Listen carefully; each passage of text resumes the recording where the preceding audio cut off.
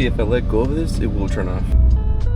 If your GMT 800 struggles to start and only stays alive when you give it gas, it's most likely the coolant temp sensor not doing its job. This sensor is supposed to tell the ECU how cool the engine is, so it knows how much fuel to add on startup. Mine was giving bad readings, causing the truck to dump too much fuel and almost flood itself out. Stepping on the gas pedal helped because the engine needed more air to essentially balance the rich fuel mixture. And just like that, it should start right up. Hope this helps.